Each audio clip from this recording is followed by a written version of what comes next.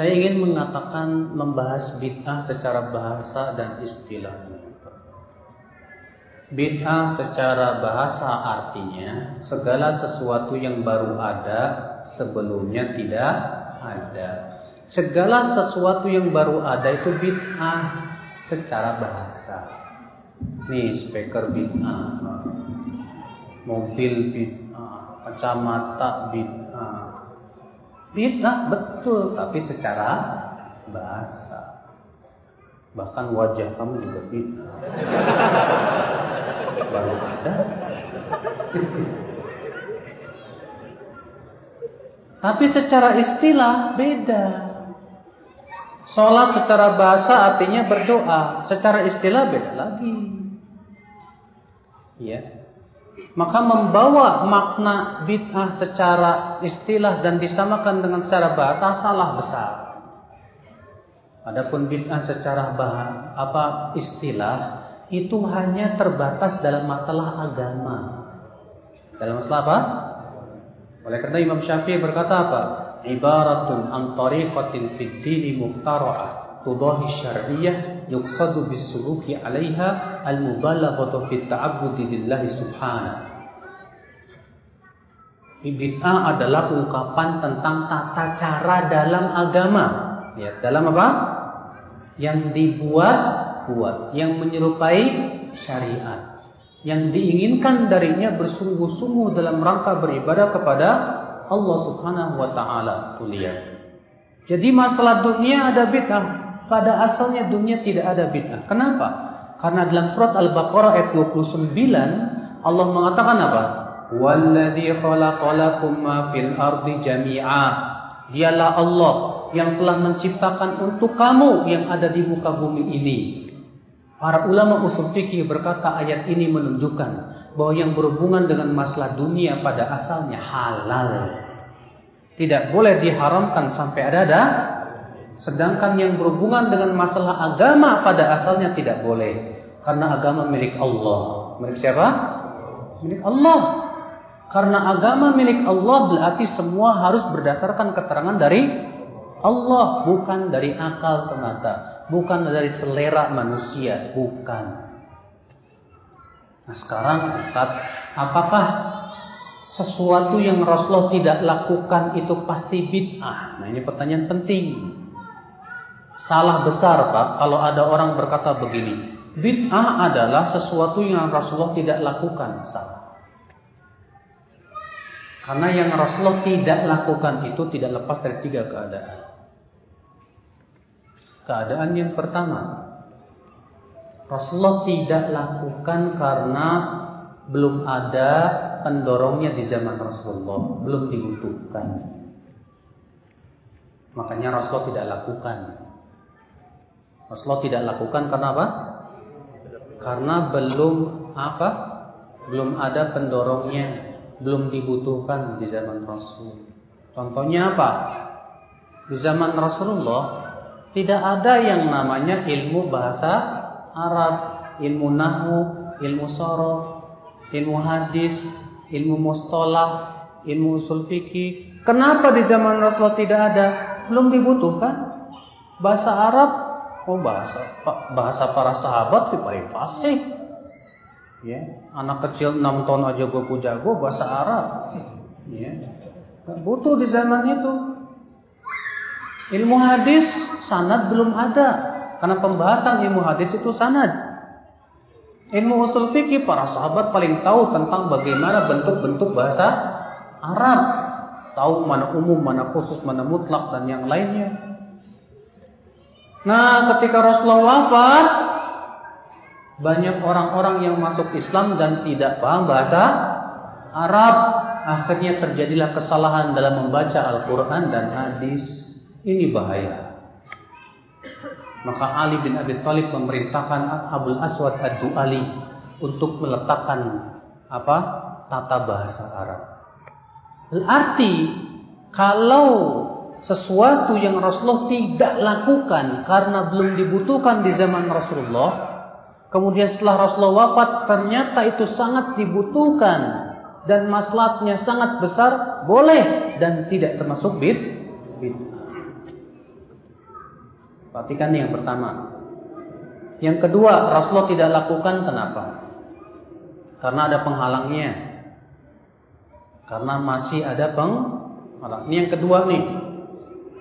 Rasulullah tidak lakukan karena masih ada penghalangnya. Contoh, kenapa Rasulullah tidak sholat tarawih setiap malam berjamaah?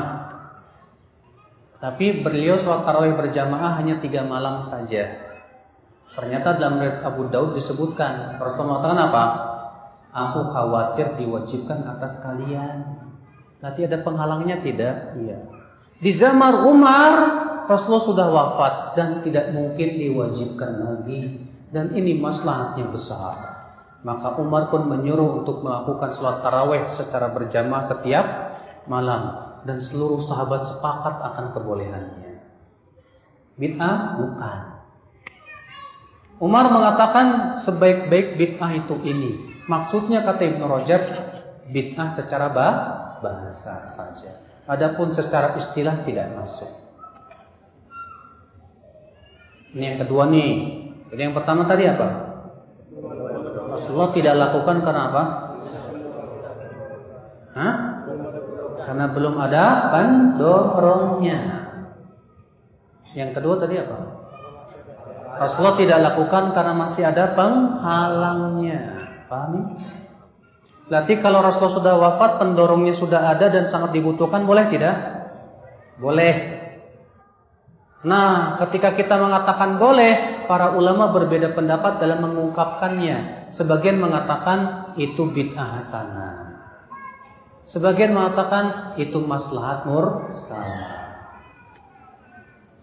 Ya. Kemudian saudaraku, yang ketiga. Yang ketiga, Rasulullah SAW tidak lakukan. Sementara sudah ada pendorongnya di zaman Rasulullah dan dibutuhkan. Penghalangnya pun tidak ada. Paham tidak? Kan yang pertama tadi apa? Rasulullah tidak lakukan karena belum ada pendorongnya. Yang kedua apa? Rasulullah tidak lakukan karena masih ada. Nah yang ketiga ini Rasulullah tidak lakukan padahal pendorongnya sudah ada. Penghalangnya pun tidak. Itu artinya memang tidak disyariatkan dan tidak boleh kita untuk melakukan. Contoh, Rasulullah SAW sholat Idul Fitri dan Idul Adha tanpa adzan dan tanpa qomat. Padahal adzan dan qomat dibutuhkan tidak? Dibutuhkan Pak untuk memanggil orang. Yang kedua, ada nggak penghalangnya? Tidak ada. Rasulullah mampu saja menyuruh Bilal untuk adzan. Tapi ketika Rasulullah tidak lakukan, itu artinya pensyariatan bahwa itu memang tidak boleh. Maka siapapun yang adzan dan qomat ketika Idul Fitri dan Idul Adha, saya katakan bid'ah. Apa bid'ah? Ya dong, Rasulullah nggak lakukan. Jadi, kadang kan memang bahasa bid'ah itu menyeramkan. Bid'ah ini. Soalnya kenapa sebagian orang punya keyakinan kalau bid'ah berarti apa? Pasti neraka. Salah itu. Memastikan neraka itu bukan hak kita. Ya. Memang betul setiap bid'ah itu sesat dan setiap kesesatan di neraka. Tapi apakah setiap orang yang diancam masuk neraka pasti masuk neraka? Belum tentu. Ibnu Taimiyah berkata, orang yang terancam masuk neraka bisa jadi nggak masuk neraka. Kenapa?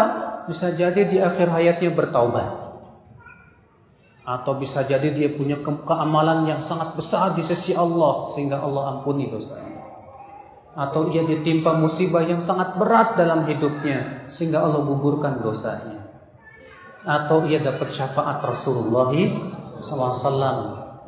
Ya, bisa jadi. Makanya beda Pak, menghukumi ini bid'ah dengan menghukumi ini neraka. Salah, beda banget Pak.